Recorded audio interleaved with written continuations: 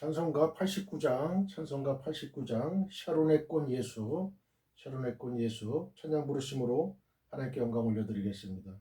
샤론의 꽃 예수 나의 마음에 거룩하고 아름답게 피소서.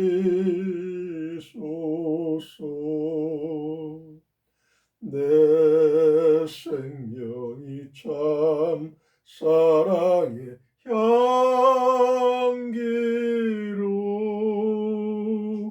간데마다 풍겨나게 하소서. 예수 샤론의 꽃 나의 맘의 사랑으로 피소서. 샤론의 꽃 예수 이 세상에서 어느 꽃과 비교할 수 있으랴. 나의 삶의 한결같은 은혜와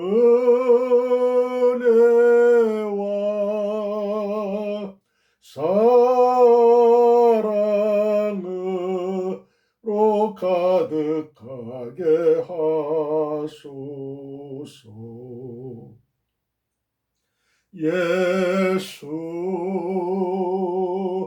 샤론의 꽃 나의 맘의 사랑으로 피소서. 샤론의 꽃 예수 모든 질병을 한이 없는 능력으로 고치사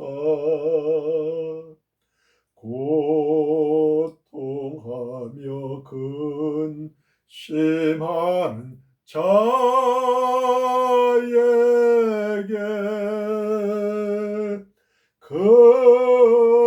크신 힘과 소망 내려 주소서. 예수 샤론의 꽃 나의 맘의 사랑으로 피소서. 샤론의 꽃 예수 길이 피소서. 주의 영광이 땅 위에 가득해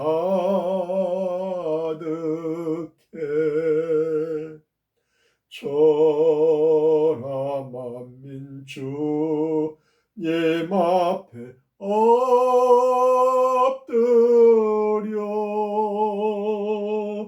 경배하며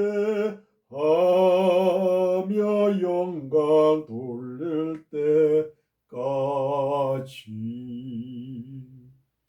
예수 샤론의 꽃 나의 맘의 사랑으로 피소서. 샤론의 꽃 예수 모든 질병을 한이 없는 능력으로 고쳐주시기를 간절히 축원드립니다. 할렐루야. 이 시간에 믿음의 눈으로 믿음의 마음으로 여러분들이 주 예수를 영접하고 믿음을 가지고 주 예수의 말씀을 들을 때에 여러분의 모든 질병들이 치유될 줄 믿습니다. 할렐루야. 이 시간에 여러분의 모든 문제들, 기도 제목들이 다 해결될 줄 믿습니다. 눈 녹듯이 해결될 줄 믿습니다. 여러분 믿음을 가지세요. 믿음의 눈으로, 믿음의 마음으로 여러분 이 시간에 여러분의 영적인 눈과 영적인 길을 활짝 여세요. 그리할 때에 여러분의 하나님의 말씀이 여러분의 마음속에 충돌될 때에, 여러분의 마음속에 침투될 때에 여러분의 모든 문제가 해결됨을 받습니다. 모든 질병이 해결됨을 받습니다. 할렐루야. 성령의 능력으로 여러분의 모든 기도 제목이 해결될 줄 믿습니다. 할렐루야. 할렐루야. 할렐루야. 88장 내진정 사모하는 찬송 부르심으로 하나님께 영광을 올려드리겠습니다. 내 진정 사모하는 친구가 되시는 구주 예수님은 아름다워라. 산 밑에 백합하여 빛나는 새벽별 주님 영원할 길 아주 없도다. 내 마음이 아플 적에 큰 위로 되시며 나 외로울 때 좋은 친구라. 주는 저 산 밑에 백합 빛나는 새벽별 이 땅 위에 비길 것이 없도다. 내 맘의 모든 염려 이 세상 고락도 주님 항상 같이 하여 주시고 시험을 당할 때에 악마의 계교를 즉시 물리치사 나를 지키네. 온 세상 날 버려도 주 예수 안 버려 끝까지 나를 돌아보시니. 주는 저 산 밑에 백합 빛나는 새벽별 이 땅 위에 비길 것이 없도다. 내 마음을 다하여서 주님을 따르면 길이 나를 사랑하리니. 물벌이 두렵지 않고 창검도 겁없네. 주는 높은 산성 내 방패시라. 내 영혼 먹이시는 그 은혜 누리고 나 친히 주를 뵙기 원하네. 주는 저 산 밑에 백합 빛나는 새벽별 이 땅 위에 비길 것이 없도다. 2절 내 맘의 모든 염려 이 세상 고락도 주님 항상 같이 하여 주시고 시험을 당할 때에 악마의 계교를 즉시 물리치사 나를 지키네. 온 세상 날 버려도 주 예수 안 버려 끝까지 나를 돌아보시니. 주는 저 산 밑에 백합 빛나는 새벽별 이 땅 위에 비길 것이 없도다. 내 마음을 다하여서 주님을 따르면 길에 나를 사랑하리니. 물벌이 두렵지 않고 창검도 겁없네. 주는 높은 산성 내 방패시라. 내 영혼 먹이시는 그 은혜 누리고 나 친히 주를 뵙기 원하네. 주는 저 산 밑에 백합 빛나는 새벽별 이 땅 위에 비길 것이 없도다. 주여 할렐루야. 하나님 아버지 이 시간에 함께하여 주시옵소서. 하늘문을 여시옵소서. 하늘의 신령은 목당의 물살에 복 건강에 불어치고 넘치게 도와주시옵소서. 이 시간에 정보 성자 성령 하나님께서 이 시간에 강건주리 역사해 주시고 공기 흐름까지도 아버지 하나님 잡아 주시옵소서. 붙잡아 주시옵소서. 병든 마음 아버지 저희들의 신앙적으로 병든 마음 치유하여 주시옵소서. 여러가지 세상 풍파로 저희들 지치고 힘든 마음을 가지고 나왔습니다. 아버지 하나님 이 시간에 오직 위로하리는 주 예수뿐입니다. 주 예수의 말씀으로 아버지 하나님 주여 저들의 마음이 치유함을 받을 수 있게 하시고 저희의 모든 병든 마음과 병든 육체가 아버지 치유의 역사가 일어나게 도와주시옵소서. 하나님 함께하여 주시옵소서. 하나님의 능력으로 함께하여 주시옵소서. 하나님의 오른팔로 붙잡아 주시옵소서. 아버지 하나님 이태호 목사의 입술을 조간해 주시고 아버지 하나님 주여 이 입술을 통해서 나오는 하나님 말씀이 선포될 때에 하나님 능력의 말씀 주여 치유의 말씀 되게 도와주시고 아버지 하나님 해결의 역사가 일어나는 놀라운 주님의 축복의 역사가 일어날 줄 믿습니다. 회복의 역사가 일어날 줄 믿습니다. 이 시간에 성령 충만함을 받을 수 있게 하옵소서. 이 시간에 바람같이 불같이 생수같이 임하여 주시옵소서. 사방에 생기야 물려들지어다. 사방에 성령께서 성령의 바람이 성령의 불이 성령의 생수가 이 시간에 불어 닥칠지어다. 아버지 하나님 주여 지금 이 강단뿐만 아니라 우리 가정 우리 사회 우리 국가 이 지구촌에 아버지 하나님 성령의 바람이 아버지 하나님 불어오기를 간절히 빌고 원합니다. 지금 불고 있습니다. 성령의 해오리가 불고 있습니다. 아버지 하나님 해오리 바람이 불고 있습니다. 이 시간에 저희의 마음을 활짝 열게 하여 주시옵소서. 믿음으로 주님을 영접할 수 있게 하옵소서. 믿음으로 성령을 받을 수 있게 하옵소서. 그리할 때에 아버지 하나님 우리 주님을 구주로 영접하는 놀라운 아버지 하나님 축복의 역사 회복의 역사 아버지 회개의 역사가 일어날 줄 믿습니다. 하나님 자녀로 바뀌는 역사가 일어날 줄 믿습니다. 구원의 역사가 일어날 줄 믿습니다. 천국의 역사가 일어날 줄 믿습니다. 영생의 역사가 일어날 줄 믿습니다. 이 시간에 아버지 하나님 저희의 믿음을 깨워주시옵소서. 병든 신앙 아버지 잠자는 신앙을 아버지 하나님 이 시간에 강하게 하나님 말씀으로 깨워주시옵소서. 아버지 하나님 이 시간에 아버지 하나님 여러 가지 문제를 가지고 나온 우리의 백성들 성도들이 있습니다. 아버지 하나님 그들의 어떤 문제를 가지고 나왔습니까? 경제적인 문제입니까? 아버지 직장 취업의 문제입니까? 승진의 문제입니까? 상급학교 진학의 문제입니까? 인간관계의 문제입니까? 병의 문제입니까? 아버지 하나님 어떤 문제든지 하나님 아버지 하나님 말씀으로 치유하여 주시옵소서. 이 시간에 치유의 역사가 일어날 줄 믿습니다. 하나님 아버지 응답의 역사가 일어날 줄 믿습니다. 이 시간 마치는 시간까지 하나님 함께하여 주시옵소서. 감사하며 주 예수 그리스도의 거룩하신 이름으로 감사하며 기도했습니다. 할렐루야. 아멘. 주여 오늘도 여러분에게 여러분의 가정에 여러분의 사회 여러분의 교회 여러분의 국가 대한민국 여러분의 지구촌에 아버지 하나님의 크신 은혜와 은총과 축복의 역사가 하늘에서 떨어질 줄 믿습니다. 할렐루야. 해결됨을 받을 줄 믿습니다. 여러분 믿음의 역사 믿음의 눈으로 오늘도 하나님을 만나시길 바랍니다. 이 시간에 하나님 우리를 초대하고 계세요. 하나님의 초대에 가감하게 응하고 또 하나님의 말씀을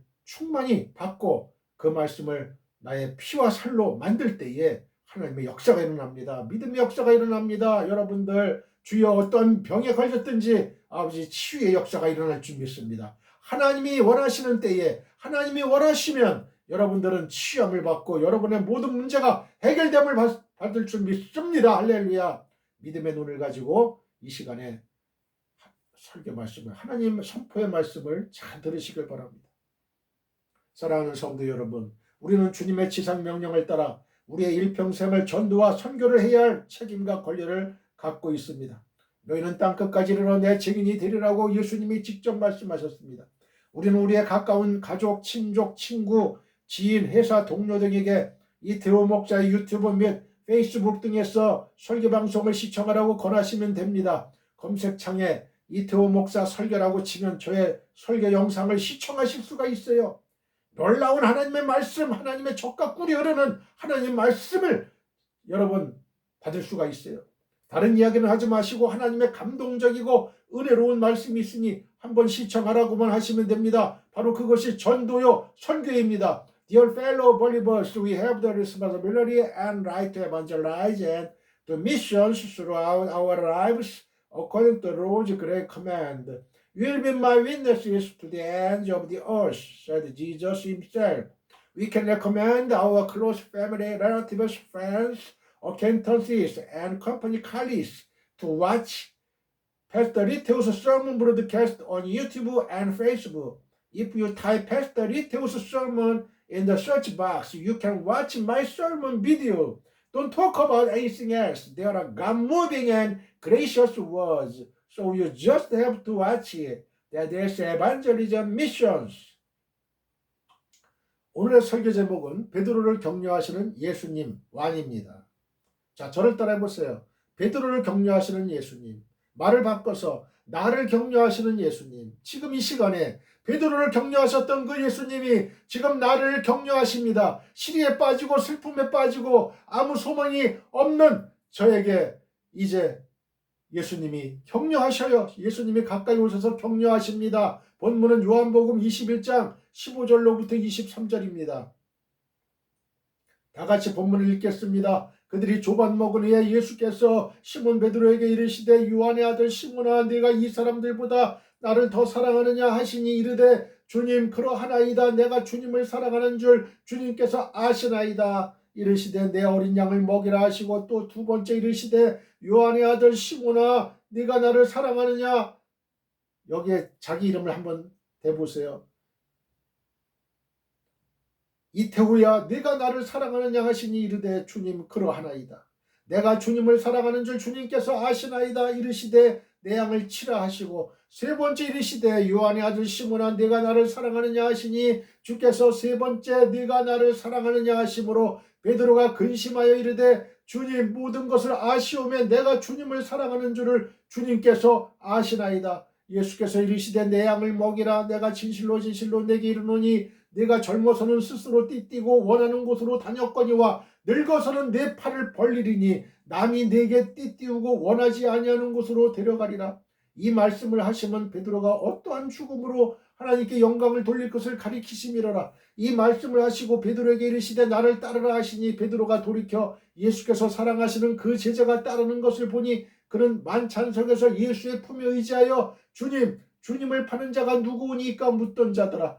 이에 베드로가 그를 보고 예수께 여쭤오되 주님 이 사람은 어떻게 되겠사옵나이까. 예수께서 이르시되 내가 올 때까지 그를 머물게 하고자 할지라도 내게 무슨 상관이냐. 너는 나를 따르라 하시더라. 이 말씀이 형제들에게 나가서 그 제자는 죽지 아니하겠다 하였으나 예수의 말씀은 그가 죽지 않겠다 하신 것이 아니라 내가 올 때까지 그를 머물게 하고자 할지라도 내게 무슨 상관이냐 하신 것이로라.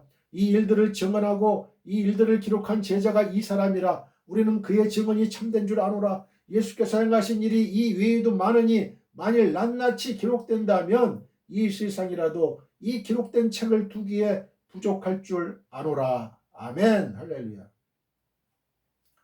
사람을 살리는 방법에 비판이나 충고보다 칭찬과 격려가 훨씬 효과적입니다. 건강한 비판이나 사랑의 충고도 사람을 변화시키지만 그보다 진정한 칭찬과 격려가 사람을 더욱 변화시킵니다. 사람이란 다른 사람들로부터 칭찬과 격려를 받길 원해요. 칭찬과 격려를 받으면요 더 열심히 일을 하게 돼. 더 열심히 공부를 하게 돼요. 넌 가능성이 있어. 넌 할 수 있어.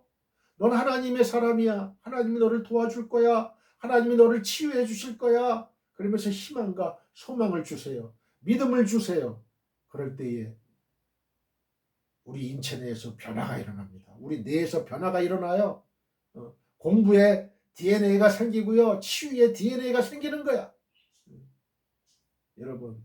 그런데 너는 못해. 너는 왜 쟤보다 못해. 비교의식, 비교 열등의식을 심어주고 이렇게 비관과 좌절과 슬픔의 말을 자꾸 던지면요. 그 애는 자기 능력도 발휘 못해요. 점점 못해지게 돼요. 신앙생활에서도 세상살이에서도 칭찬을 받길 원합니다. 자신이 하고 있는 일에 대해 확신이 없고 자신감이 결여되어 있는 경우에 누군가 다가와서 작은 격려라도 해준다면 그 사람을 사랑하게 돼요. 여러분 이런 경우 많잖아요. 그죠? 저와 여러분들 어렸을 때부터 지금까지 내가 좌절에 빠졌을 때, 시리에 빠졌을 때, 슬픔에 빠졌을 때 옆에서 조금이라도 칭찬과 격려와 위로의 말을 한마디라도 해주면 큰 힘이 됩니다. 그는 상상도 할 수 없는 엄청난 능력을 보이게 됩니다. 세상에는 잘못된 칭찬도 있고 위선적인 격려도 있어요. 그러나 중요한 것은 인생을 긍정적이고 창조적으로 살기 위해 칭찬과 격려가 꼭 필요하다는 사실입니다. 칭찬은 고래도 춤추게 한다. 칭찬하면 고래가 춤을 춰요. 고래가. 여러분, 인간을 칭찬하면은 춤만 추겠어요? 여러분, 춤만 추겠어요? 부부관계에서도 서로 상대방을 인정하고 장점을 칭찬하고 격려하는 사이가 돼야 돼요. 우리의 말 한마디가 가정을 살리고 직장도 변화시킬 수 있습니다. 이 말 한마디 때문에 여러분 가정이 깨지고 부부 간의 관계가 깨지고 부자 간의 관계가 깨져요. 자녀와의 관계가 깨져요. 부모님과의 관계가 깨져요. 직장 동료와의 관계가 깨져요. 친구와의 관계가 깨져요. 이 말이 중요한 거예요. 말을 한번 뱉기 전에 몇 번, 3번 정도 생각을 하고 말을 뱉어야 돼. 말을 한번 뱉으면 주워 담을 수가 없어요. 하나님 말씀을 늘 묵상하세요. 늘 묵상하세요. 툭 치면 하나님 말씀이 나와야 돼. 여러분. 전도, 선교, 하나님, 예수님, 영생, 영혼 구원. 여러분. 여러분의 지금 입에서 지금 어떤 말이 나오는 겁니까, 지금? 돈 얘기가 나와요? 아니면 무슨, 사랑 얘기가 나와요? 어떤 얘기가 나오는 거야, 지금? 교인들 간에도, 불륜을 얘기하고 말이지. 돈을 사랑하고, 주식이 어떻다느니, 부동산이 어떻다느니. 물론 하지 말라는 건 아니지만은, 툭 하면 그런 얘기가 주류를 잃어요. 주류를 잃어.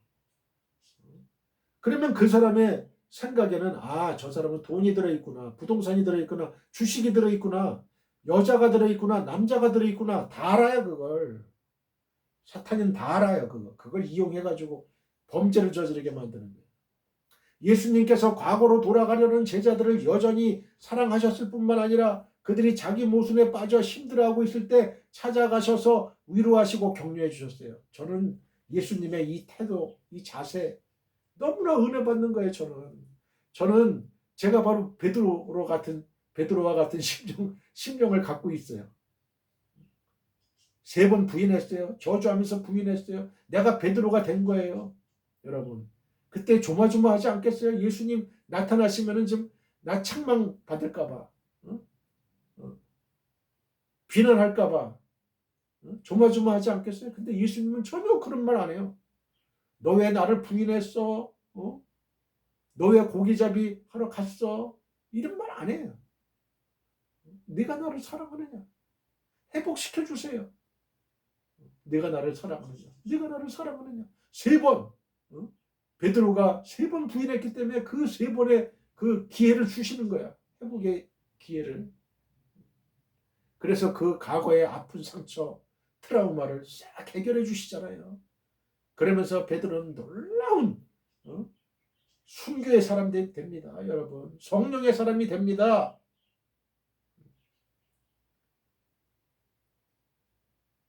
제자들은 옛 직업으로 돌아가 그물을 들고 바다로 나가서 새벽이 되도록 그물을 던졌어요. 하지만 한 마리의 물고기도 잡지 못했을 때 예수님께서 찾아가셔서 제자들에게 배 오른편으로 그물을 던지라고 말씀해 주셨어요. 지금은 어군 탐지기가 있어가지고 다 보이잖아요.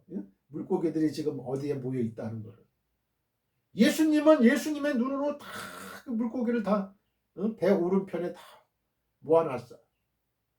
제자들은 예수님의 말씀에 순종하고 그물이 찢어질 정도로 많은 물고기들을 잡는 153마리를 잡는 기적을 경험했습니다.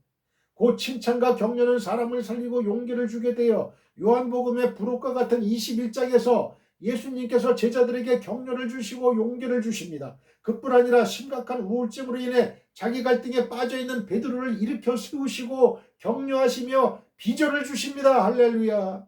예수님께서 요한복음서의 마지막 장을 충만한 은혜로 장식하십니다. 할렐루야. 부활하신 예수님께서 추운 새벽에 숯불을 피워놓고 생선과 떡을 구워 제자들을 불러 함께 조반을 나누십니다. 예수님이 이런 예수님이에요.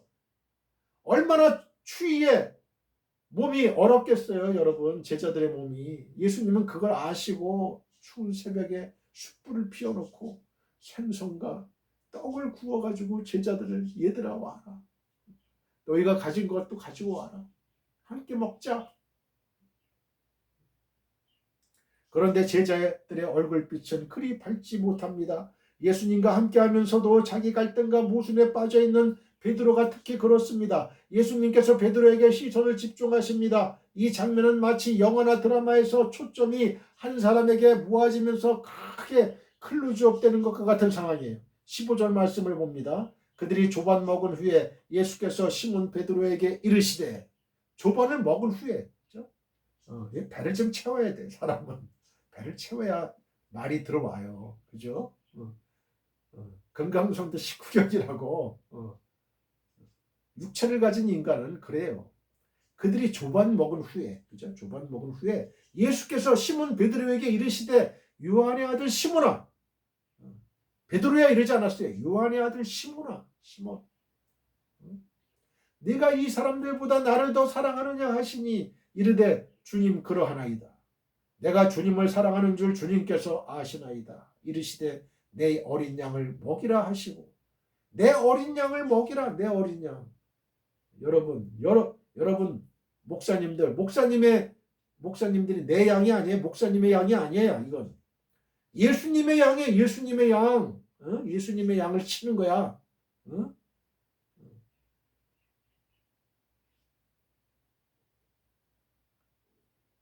목사의 양이 어디 있어요? 목사의 양이 어디 있어요? 장로의 양이 어디 있습니까? 권사의 양이 어디 있어요? 안수집사의 양이 어디 있습니까? 다 자기 양을 지금 치려고 하고 있어. 치려고. 한국교회가, 세계교회가. 예수님의 양이에요. 예수님의 양.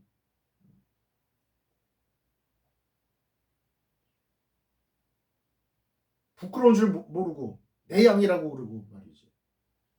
내 양이 어디 있어요? 예수님의 양이지. 참된 목자를 찾아가는 거예요. 양들은.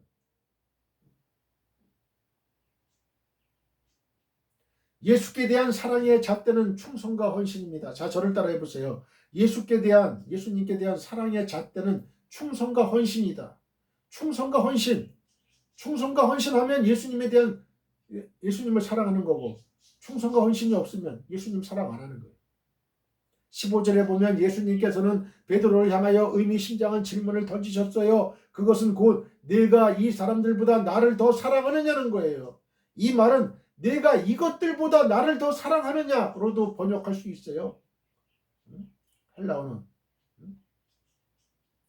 그렇다면 주님은 베드로에게 동료들과 생업, 고기로 대변되는 물질보다 당신을 더 사랑하느냐고 묻고 있다고 볼 수 있어요.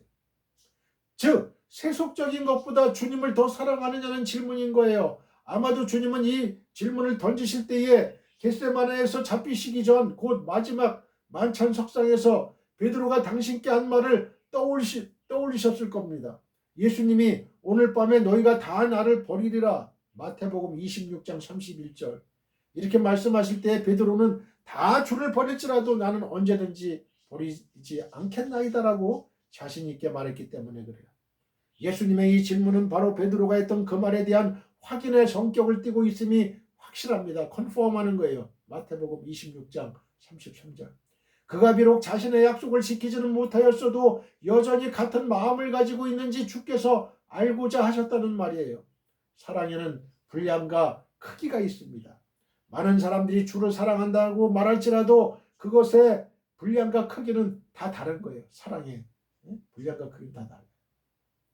더 사랑하는 이들이 있는가 하면 상대적으로 덜 사랑하는 이들도 있습니다. 어떤 이들은 아무 조건도 없이 사랑하는 반면에 조건적으로 사랑하는 이들도 적지 않아요. 예수님, 나 이거 해주면 사랑할게요. 예수님, 봉사할게요. 예수님, 헌신할게요. 예수님, 내 이 병만 고쳐주시면 내가 이거 할게요. 나에게 돈만 더 주시면 이거 할게요. 조건적으로. 하나님, 그거 없어도, 돈 없어도, 나 병 안 고쳐줘도, 하나님, 나를 구원해 주신 것만으로도 이 큰 은혜 갚을 길이 없어요. 예수님, 저는 백골난망이에요. 이 상태로도 좀 만족해요. 이런 성도를 여러분 주님이 안 고쳐주실까요? 그 기도에 응답 안 하실까요? 반드시 주님을 응답하십니다. 그런 기도.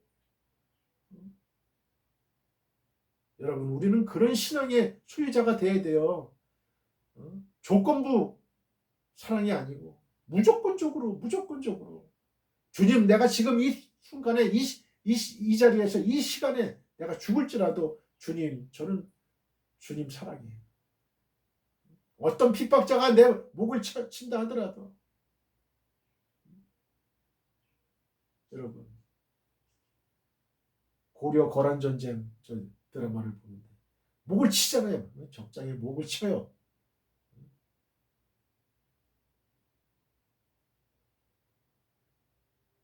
적에게 항복하거나 적에게 붙잡힌 포로들은 인권이라는 게 없어요. 노예예요, 노예. 팔아먹고 강간하고 아주 뭐 인간이 아니에요. 동물이에요. 동물 취급이에요. 밥 먹는 것도 없어요. 3일에 한 번 죽이나 좀 주고 뭐 이런 상태라고 비참한 상태예요. 저희들은 바로 그런 제2의 노예가 됐었어요. 마귀의 노예가 됐었어요. 얼마나 비참한 상태. 여러분 리더가 한 나라의 리더가 또 한 군대의 리더가 머리를 잘못 쓰거나 붙잡히거나 이러면 항복하거나 죽거나 이러면 그 밑에 부하들이나 백성들은 다 죽는 거예요. 한마디로 다 죽는 거야. 자기 처자도 다 죽는 거예요. 한마디로. 얼마나 비참한 상태입니까 그게. 여러분 성경에는 비참한 상태가 있는데요. 저는 그 장면을 읽을 때마다 아주 모골이 송연해져요. 어떤 장면이냐면 너무 기근이 심해져 가지고 오늘은 내 아들 내일은 네 아들을 삶아서 먹자. 이게 말이나 됩니까? 이게 이런 시대가 있었어요. 여러분 하나님의 뜻을 거슬리고 하나님 말씀에 순종 안 하면 이런 때를 당한다는 거야. 한마디로. 여러분 그러나 하나님 말씀을 잘 순종하고 하나님 말씀을 들을 때 풍족해지는 역사가 일어나. 너무 극과 하늘과 땅 차이야. 천국과 지옥 차이예요. 극과 극 차이예요. 지금 나부터 변화돼야 돼요. 내가 변화되면 내 교회, 내 가정이 변화되고 내 가정이 변하면 내 교회가 변화되고 내 교회가 변하면 내 사회, 내 국가, 전 지구촌이 변합니다. 할렐루야. 나는 변하지 않고 너가 변하라 이러면 안 돼요. 전 고려 거란 전쟁을 보면서요. 그 고려의 그 백성들이 그 거란의 포로로 끌려갔을 때 얼마나 그 비참한 그걸 강감찬 장군이 다 들어요. 자기 눈으로 다 봐요 그거를. 얼마나 비참한가 하는 거를.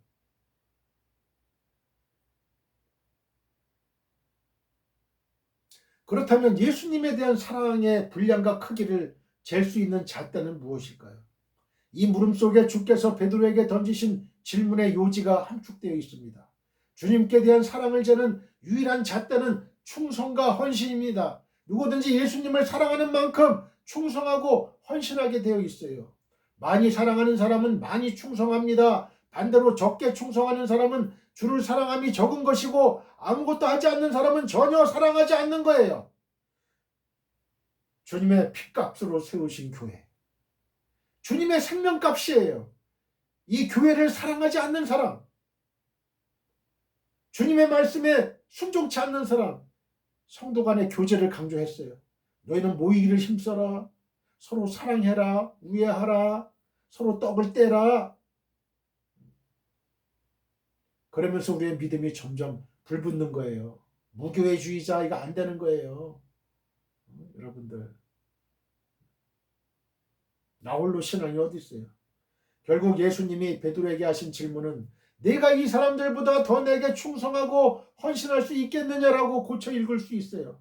성도들 중에는 작은 일, 특별한 희생이 요구되지 않는 일에는 열심히 참여하지만 희생과 헌신이 요구되는 일에는 소극적이거나 아예 참여하지 않는 이들이 적지 않습니다. 이것은 주를 사랑한다는 그들의 고백의 진실성을 의심하게 하는 대목입니다. 주를 참으로 사랑하고 많이 사랑하는 이들은 예수님을 위해서 죽도록 충성하고 살아도 죽어도 예수님을 위해서만 삽니다. 로마서 14장 7절 8절. 무슨 일을 하든지 이해 득실을 먼저 따지고 주를 위하는 일일지라도 자신에게 손해가 돌아온다고 판단이 되면 뒤로 물러서는 이들은 주를 사랑하지 않음이 분명합니다. 우리는 그렇게 거짓으로 주를 사랑하는 자로 주 앞에 드러나서는 안 되겠어요. 저는 제가 가끔 얘기를 하잖아요. 간증을 하잖아요. 어떤 권사님이 계셨어요. 모 교회에. 그 권사님은 꼭 콩나물 시장을 저녁 때 5시나 6시 파장할 때 그때 나가요. 그러면 좋은 것들은 전부 다 나갔을 거 아니에요. 지금 남아있는 거 흐트러져 있는 거 별로 질이 안 좋은 거 그거를 다 사요. 다 사고 삭도 그 할인해 준다는 거 안 하고 그냥 그대로 다 주든가 아니면 돈을 더 줘. 이런 권사님이 계셨어요. 그분이 그렇게 전도를 하시는 거야. 근데 뭐 일부러 전도 그렇게 하려고 해서 그런 건 아니에요. 모든 사람들한테 대하는 게 그렇게 후해요. 그러다 보니까 그게 소문이 나고 아, 저 사람이 누구야? 아, 모 교회의 권사님이야. 아, 그래? 아, 저런 분이면 나도 교회 나가고 싶어. 아주 권사님한테 얘기를 했어요. 권사님 다니는 교회 나도 다니고 싶다. 바로 이렇게 돼야 돼. 이게 전도라는 것이. 교회 다니세요 다니세요 말로만 하고 그냥 깎지 않고 그냥 그냥 돈만 달라고 그리고 그런 사람. 그러면 어떻게 전도가 되겠어요? 야, 저 사람은 싹쓸이야. 싹쓸이. 별명이 싹쓸이.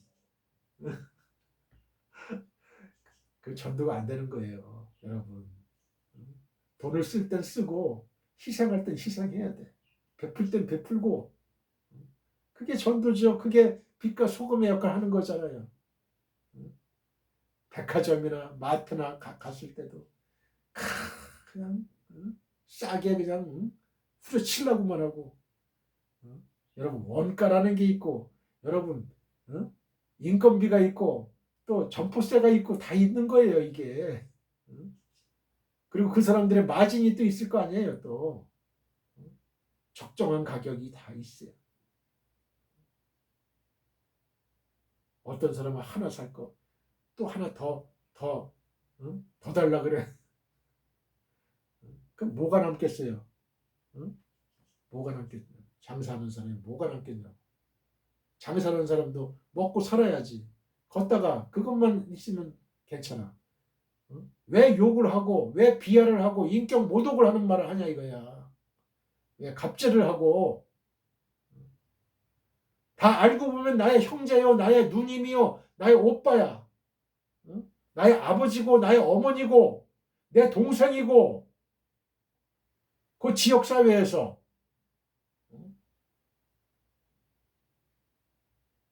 여러분들 요새 젊은 사람들은요 좀 생각이 스마트해요. 산뜻해요. 기면 기고 아니면 아니고 제대로 돈 주고 사고 그래요. 생각하는 것도 참 참신해요. 그렇게 예? 구질구질하지 않아. 그런 나이가 든 사람 40대부터 때가 묻은 사람들이 있죠. 40대, 50대, 60대, 70대 그런 사람들일수록 어떻게 꼬장을 부려 꼬장을 부려. 꼬투리를 어떻게 하면 꼬투리를 잡으려고 그러고 발전이 없어요. 그런 사람들은. 대한민국이 살기 위해서는 젊어져야 돼. 젊은 혁명이 일어나야 되는 거예요. 개혁이 일어나는 거예요. 여러분들. 바뀌어야 돼요. 변화가 돼야 돼요. 창의적이 돼야 돼요. 창의적. 지금이 어떤 시대인데 지금 4차 혁명 시대고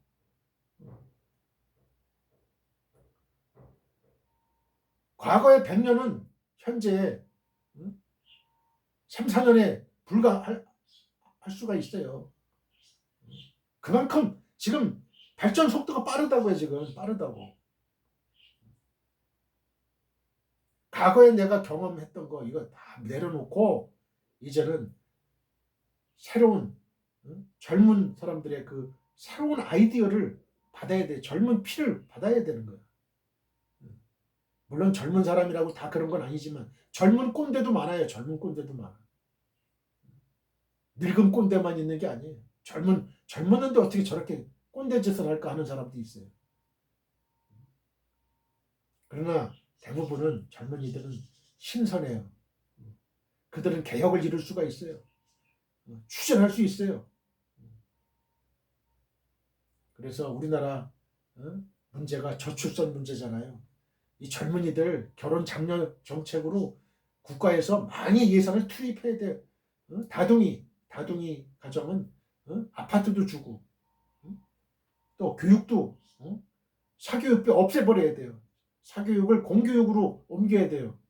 왜 사교육을 키웁니까? 공교육으로도 충분하게 하게끔 방과 후에 학원 선생들, 인류 선생들을 학교로 투입시키고 예산 지급하고 학원은 없애야 돼. 사교육은 없애야 돼. 그리고 문제도 왜 이렇게 어렵게 내요? 뭐하러 그렇게 어렵게 낼 필요가 없어요. 한두 문제 어렵게 내는 건 있을 수 있겠지만 EBS 방송으로 다 흡수할 수 있어요. 돈 없는 학생들도 다 똑같은 교육의 기회에 균등을 줘야 되는 거예요. 과외시키고 과외도 금지해야 돼요. 여러분. 그게 무슨 의미가 있냐고요. 그 과외해가지고 명문대 가려고? 명문대 가면 뭐합니까? 그 사람이 온 인류를 위해서 발전 가능성이 있느냐 이거예요. 하버드 대학은 그 사람 발전 가능성, 그 사람의 가치관이 뭐고 이걸 본다니까요. 그 사람이 얼마나 똑똑하고 머리 좋고 이거 보는 게 아니야. 그 사람이 얼마나 인류의 사회에 기여할 수 있는 인물이냐 이걸 보는 거예요. 그런 사람이 리더가 돼야 돼. 사회 리더가 되고 교회 리더가 돼야지. 나 혼자 잘 먹고 잘 살라고 하는 사람은 안 되는 거예요. 그런 사람은 리더 자격이 없어요.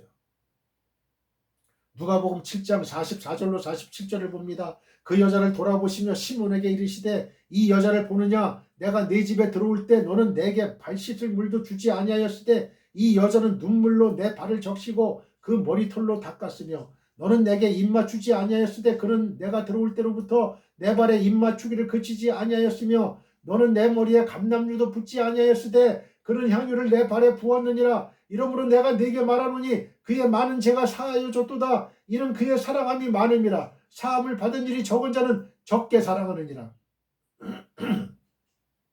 빌립보서 3장 7절로 14절입니다. 그러나 무엇이든지 내게 유익하던 것을 내가 그리스도를 위하여 다 해로 여길 뿐더러 또한 모든 것을 해로 여김은 내 주 그리스도 예수를 아는 지식이 가장 고상하기 때문이라. 내가 그를 위하여 모든 것을 잃어버리고 배설물로 여김은 그리스도를 얻고 그 안에서 발견되려 함이니 내가 가지는 이는 율법에서 난 것이 아니오 오직 그리스도를 믿음으로 말미암은 것이니 곧 믿음으로 하나님께로부터 나느니라. 내가 그리스도와 그 부활의 권능과 그 고난의 참여함을 알고자 하여 그의 죽으심을 본받아 어떻게 해서든지 죽은 자 가운데서 부활에 이르려 하노니 내가 이미 얻었다 함도 아니요 온전히 이루었다 함도 아니라 오직 내가 그리스도 예수께 잡힌 바 된 그것을 잡으려고 달려가노라. 형제들아 나는 아직 내가 잡은 줄로 여기지 아니하고 오직 한 일 즉 뒤에 있는 것은 잊어버리고 앞에 있는 것을 잡으려고 표대를 향하여 그리스도 예수 안에서 하나님이 위에서 부르신 부름의 상을 위해 달려가노라. 여러분 지금 이 사도 바울의 고백을 봐요. 사도 바울과 우리의 신앙을 한번 보자고요. 얼마나 차이가 너무나 많습니까? 온도 차이가 너무나 커요. 여러분 이게 왜 그래요? 예수 그리스도의 빛을 받은 건 똑같아요. 사도 바울도 받았고 우리도 받았어요. 근데 왜 우리는 사도 바울과 같은 이런 신앙의 사람이 되지 못하고 있느냐 얘기예요. 성령을 받아야 돼요. 여러분 사도 바울처럼. 그리고 우리의 회심이 진정한 회심이 되어야 됩니다.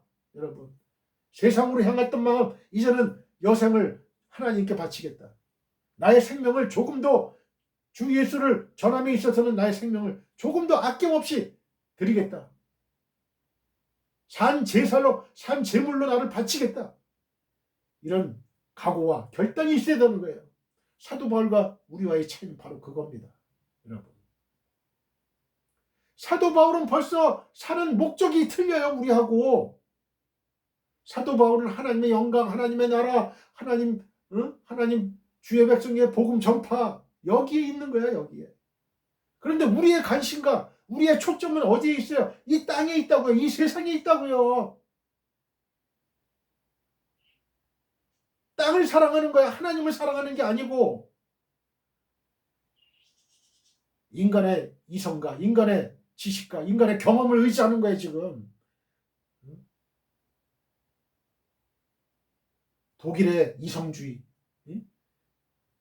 를 강조했더니 독일에서는 인본주의가를 강조했더니 어떻게 돼요? 철학자들이 독일의 교회에 20, 30명밖에 없어. 큰 교회라도. 여러분, 이런 박제와 같은 교회, 생명력이 없는 교회, 성령이 떠난 교회, 한국교회라고 예외가 되겠습니까? 한국교회도 그렇게 될 수가 있어요. 여러분, 성령 충만을 받으라는 거예요. 그래서 사도 바울과 같은 믿음으로 돌아가자는 거예요. 저는. 베드로는 평소에 예수님을 따르는 것을 좋아했고 예수님께 헌신하면서도 한편으로 인간적인 갈등과 좌절감을 갖고 있었어요. 이것은 우리 믿음의 현 주소이기도 합니다. 우리가 믿는다고 해서 의심하지 않는 것은 아니에요. 주님을 섬긴다고 해서 문제가 없는 것도 아닙니다. 때로 우리는 예수님을 의심하고 회의에 빠져 배신까지 하게 돼요. 이게 인간이에요. 그런 현상이 유독 베드로에게 심했던 것 같습니다. 우리는 한번 넘어져도 다시 일어나요. 오뚜기처럼. 다시 또 쓰러지면 또 일어나야 돼. 이게 틀린 거예요. 이게 예수 믿는 사람은. 한 번 실패했다고 한 번 죄에 빠졌다고 그냥 자살하는 사람은 바로 가룟 유다 같은 사람이에요. 베드로도 똑같이 부인했어요. 그러나 베드로는 다시 살아났어요. 다시 일어났어요.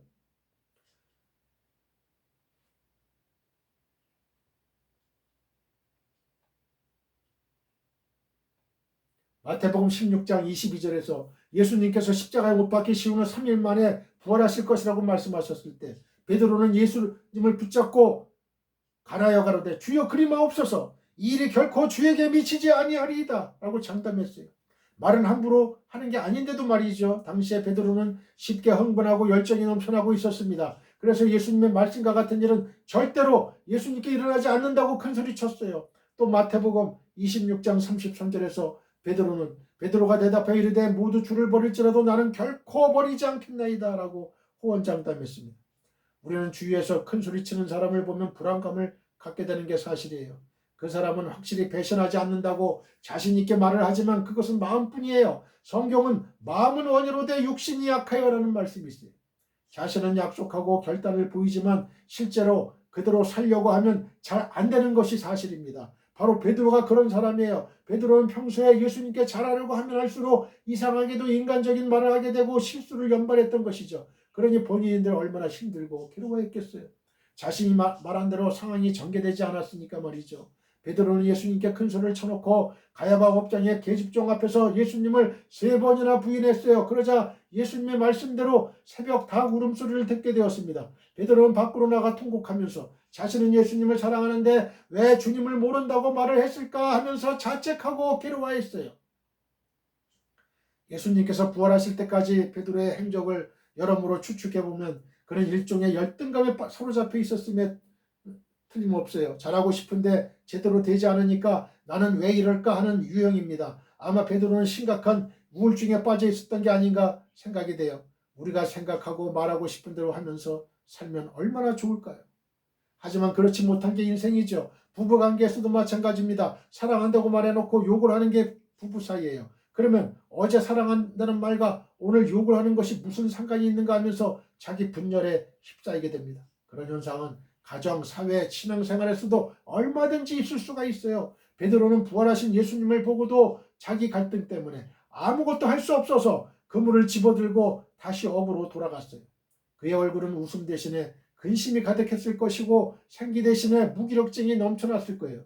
예수님과 함께 떡과 생선으로 조반을 먹으면서도 베드로의 마음 한구석에 우울함으로 짓눌려 있었을 것입니다. 그리고 베드로가 사도 요한의 말을 듣고 해변에 서 계신 예수님을 발견하고 급히 바다로 뛰어내려 다가갔지만 막상 예수님 앞에 도착하자 가슴이 답답해지는 걸 느끼게 된다는 것이죠.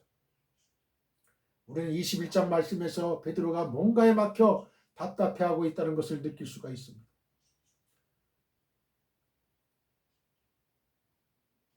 베드로는 예수님을 인간적으로 사랑했어요. 그러니까 요한이 주시다라는 말을 듣고 바로 겉옷을 입고 바로 바다로 그냥 뛰어내렸죠. 그러나 인간의 열정만으로는 우리는 예수님의 말씀을, 하나님의 말씀을 다 지킬 수가 없어요.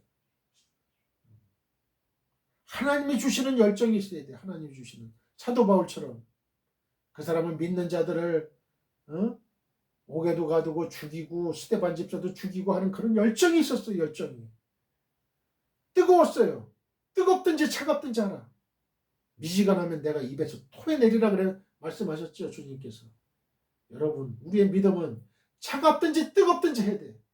사도 바울처럼. 이것도 아니고 저것도 아니고 이런 사람은 하나님이 안 쓰셔요. 안 쓰셔요. 열정이 있어야 돼요. 열정이. 예수님께서 베드로에게 시모나 하고 부르십니다. 예수님께서 베드로의 공식적인 이름이 아닌 개인적이고 친밀한 이름을 택하신 겁니다. 베드로에게 다른 말을 하게 되면 그의 울분이 터져버릴지도 모르는 상태예요. 예수님께서 베드로의 마음을 읽으시고 그에게 접촉하시는 방법을 달리하신 겁니다. 그런 다음에 예수님께서 베드로에게 이 사람들보다 나를 더 사랑하느냐고 질문하십니다. 우리가 어떤 사람과 싸움을 했다고 쳐요. 미워서 싸운 게 아니라 사랑해서 싸운 겁니다. 그러고 나서 싸운 것에 대해 까맣게 잊어버리고 다른 이야기를 하는 거예요. 그래도 나를 사랑해? 하면서 말입니다. 그와 마찬가지로 베드로도 예수님을 배신한 적이 있지만 여전히 예수님을 사랑하고 있는 건 사실이에요. 게다가 예수님께서 이 사람들보다 나를 더 사랑하느냐고 물어봐 주시기도 하는 겁니다.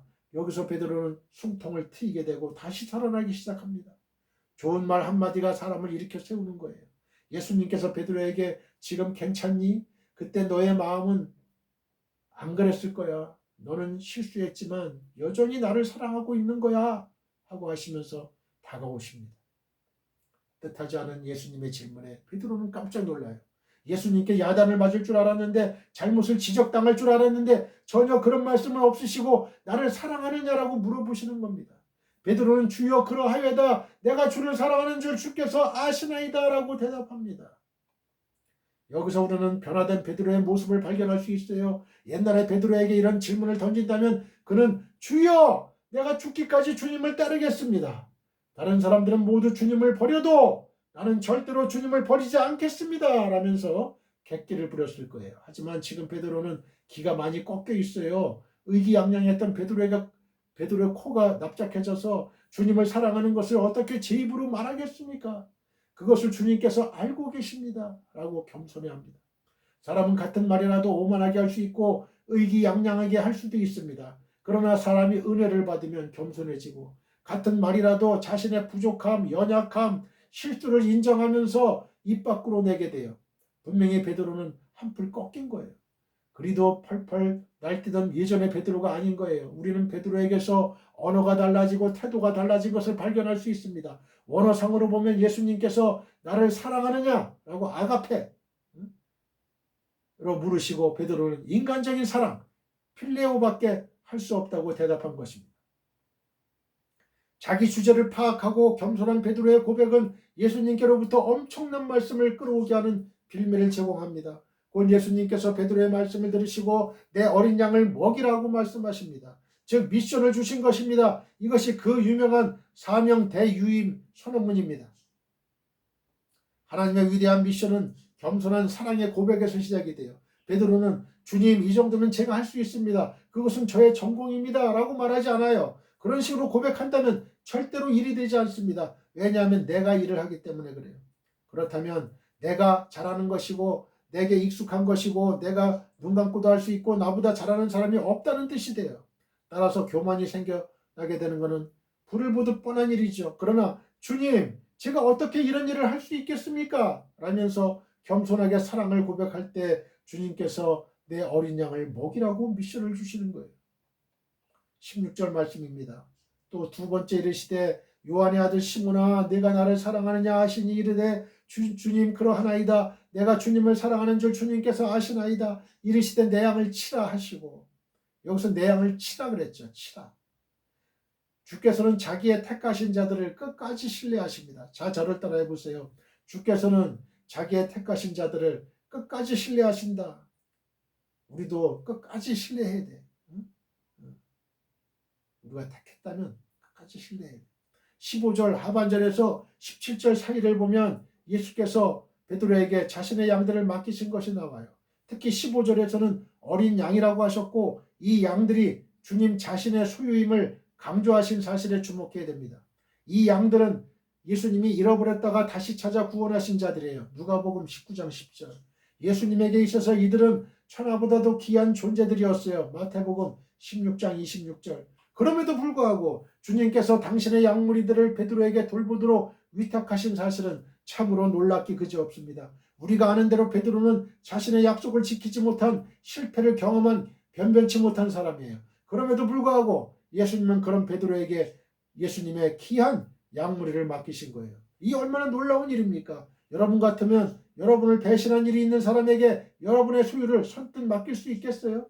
없을 것입니다. 그러나 예수님은 당신을 배신한 바 있는 베드로를 여전히 사랑하시고 신뢰하신다는 표시로 예수님의 양무리를 맡기신 거예요. 이것이 예수님께서 예수님의 택한 자들을 대하시는 방법이에요. 주님은 당신의 택하신 자들을 끝까지 신뢰하십니다. 사람은 타인의 허물을 쉽게 용서하지도 못하거니와 설사 용서할지라도 기억 속에서 쉽게 밀어내지 못하는 경향이 있어요. 그러나 주께서는 우리가 회개할 때에 우리의 허물과 잘못을 완전히 용서하시고 또 우리를 끝까지 신뢰하시는 것입니다. 예수님께서 성도들에게 복음을 위임하신 사실도 역시 우리를 향하신 변함없는 사랑과 신뢰의 표시라 할 수 있습니다. 중요하고 귀한 것일수록 사랑하고 신뢰하는 이들에게 맡기게 되는데 예수님께서 이 세상을 구원할 가장 귀한 복음을 우리에게 맡기사 이 세상에 전하게 하신 사실은 예수님이 우리를 매우 신뢰하신다는 확실한 증거가 됩니다. 그렇습니다. 주님은 우리를 끝까지 신뢰하시고 또 기대하십니다. 그러므로 우리는 주님의 이 신뢰와 기대에 어긋나지 않도록 행동해야 되겠습니다. 우리는 미천한 우리를 신뢰하사 당신의 복음을 맡겨주신 주님의 은혜와 사랑에 감사하며 복음 전파 사역에 충성을 다해야 되겠습니다. 이사야 49장 15절 16절입니다. 여인이 어찌 그 젖먹는 자식을 잊겠으며 자기 태에서 난 아들을 긍휼히 여기지 않겠느냐. 그들은 혹시 잊을지라도 나는 너를 잊지 아니할 것이라. 내가 너를 내 손바닥에 새겼고 너의 성벽이 항상 내 앞에 있나니. 예레미야 31장 1절로 3절입니다. 여호와의 말씀이니라. 그때에 내가 이스라엘 모든 종족의 하나님이 되고 그들은 내 백성이 되리라. 여호와께서 이같이 말씀하시니라. 칼에서 벗어난 백성이 광야에서 은혜를 입었나니 곧 내가 이스라엘로 안식을 얻게 하러 갈 때에라. 옛적에 여호와께서 나에게 나타나서 내가 영원한 사랑으로 너를 사랑하기에 인자함으로 너를 이끌었다 하였노라. 17절 말씀을 읽습니다. 세 번째 이르시되 요한의 아들 시몬아 네가 나를 사랑하느냐 하시니 주께서 세 번째 네가 나를 사랑하느냐 하심으로 베드로가 근심하여 이르되 주님 모든 것을 아시오매 내가 주님을 사랑하는 줄을 주님께서 아시나이다. 예수께서 이르시되 내 양을 먹이라. 내 양을 먹이라 그랬어요. 세 번째는 영적 지도자의 가장 큰 책임은 주의 양들을 치는 것입니다. 자, 저를 따라해 보세요. 영적 지도자의 가장 큰 책임은 주의 양들을 치는 것이다. 다시 15절로부터 17절에 보면 예수께서 베드로에게 세 번이나 거듭하여 명하신 말씀이 나오는데 당신의 양무리와 관련된 것입니다. 먹이라와 치라의 두 개의 동사를 사용하셨어요. 그러나 의미상으로는 별 차이가 없습니다. 치라는 말 속에는 먹이라는 의미가 들어있고 먹이라는 말 속에도 역시 치라는 의미가 들어있기 때문에 그래요. 초대교회 시대 총수격 지도자가 되어 교회를 이끌어갈 베드로에게 주신 주님의 이 명령은 교회의 지도자로 세워진 목회자들의 가장 큰 책임이 무엇인지 일깨워줍니다. 목회자는 자신의 역할을 수행함에 있어서 두 가지 사실을 항상 유념해야 됩니다. 첫째는 자신이 돌보는 성도들이 자기 개인에게 속한 자들이 아니라 주의 소유이고 자신은 이들에 대한 관리와 보호, 감독을 책임 맡은 일꾼일 뿐이라는 점이에요. 목사가 성도를 지칭할 때 내 양이라고 말하는 것은 옳지 않아요. 성도는 목사 개인의 양이 아니라 예수님의 양이에요. 목사가 십자가를 지고 그들을 구원한 것이 아니라 예수님께서 그리하셨어요. 목회자들은 언제든지 자기에게 맡겨진 양들이 예수님께서 값을 지불하고 사셔서 자신의 소유로 삼으신 자들임을 유념해야 돼요. 고린도전서 6장 20절. 내 것이라고 생각하는 것과 주의 것으로 인식하는 것 사이에는 현격한 차이가 있어요. 누구든지 자신의 소유에 대해서는 임의로 행하는 것이 가능합니다. 그가 어떤 용도로 쓰든지 이에 대해서 아무도 말할 수가 없어요. 하지만 관리를 위탁받은 사람들은 임의로 그것을 다루지 못합니다. 자녀들이 말썽을 피우면 부모는 언제든지 매질을 할 수 있지만 놀이방이나 유치원 교사들은 위탁된 아이들을 함부로 할 수가 없어요. 목회자들 역시 자신이 양육하는 성도들이 주님의 양임을 명심하여 주의 뜻에 맞게 잘 양육해야 할 것입니다. 둘째는 설교에 역점을 두어야 하겠다는 것입니다. 성도들이 영적으로 성장하고 건강한 신앙생활을 하게 하려면 가장 중요한 것이 말씀이에요. 성경은 말씀을 양식으로 묘사합니다. 베드로전서 2장 2절. 아기 때에는 젖을 먹고 성장해서는 단단한 식물을 먹어야 되는데 젖이나 식물은 모두 목회자의 설교를 가리킵니다. 히브리서 5장 13절 14절. 따라서 목회자는 좋은 설교를 위해서 충분히 준비하는 시간을 가지지 않으면 안 돼요. 조직이나 기구 따위로 영혼을 살찌우게 못합니다. 목회자의 설교 속에 영혼에 필요한 영양가가 충분히 함유되어 있어야만 성도들이 건강한 영적 상태를 유지하면서 믿음의 싸움을 싸워나갈 수가 있는 거예요. 좋은 설교란 문장력이나 매끄러운 전달 능력을 말하는 게 아니에요. 하나님의 뜻이 왜곡됨 없이 전달되어지는 설교. 성도들의 영혼을 깨워 하나님 앞에 바로 서게 하는 설교. 이것이 좋은 설교예요. 말을 잘하는 설교가 좋은 설교가 아니에요. 그거.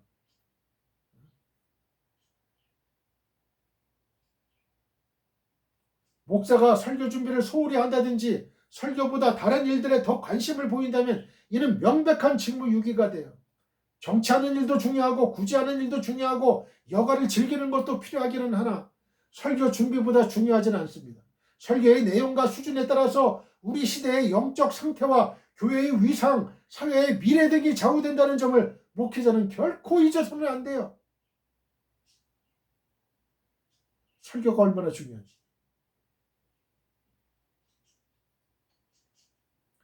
예수님께서 두 번째 말씀을 하신 후에 세 번째로 똑같은 질문을 하십니다. 예수님께서 거듭 똑같은 말로 사랑하느냐고 질문하시자 베드로는 매우 근심이 되어 바짝 긴장해요.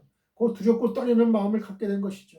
만약 부부 사이에 언쟁을 벌였다면 한동안 진정한 다음에 여보 나를 사랑해? 라고 물어보세요. 또 아무 말 없이 있다가 한참 후에 또 한 번 물어보세요. 그리고 한참 후에 다시 한번 여보 나를 사랑해? 라고 물어보세요. 그러면 상대방은 매우 긴장할 거예요. 하나님께 대한 인간의 믿음 상태란 공포가 아니라 경외심이에요. 곧 두렵고 떨리는 마음가짐입니다. 하나님께 가장 잘못된 것이 인간의 방자한 태도입니다.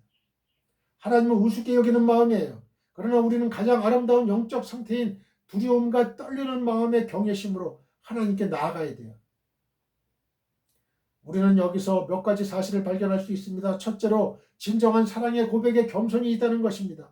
진정한 사랑의 고백에 자신의 부족함과 연약함을 인정하는 영적 태도가 있습니다. 두렵고 떨리는 마음으로 겸허하게 하나님 앞에 나아가는 것이 예배의 태도입니다. 둘째로 실수한 만큼 회복할 수 있도록 기회를 주신다는 거예요. 예수님께서 베드로에게 세 번이나 같은 말씀하신 것은 베드로가 못 알아들었기 때문에 그런 게 아니에요. 베드로가 세 번이나 배신했기 때문에 예수님께서 회복의 기회를 세 번 주신 거예요. 만약 누가 어떤 잘못을 저질렀다면 그것을 회복할 수 있도록 충분히 기회를 줘야 됩니다. 아무 의미도 없이 막연히 미안하다는 말 한마디로는 충분하지가 않아요.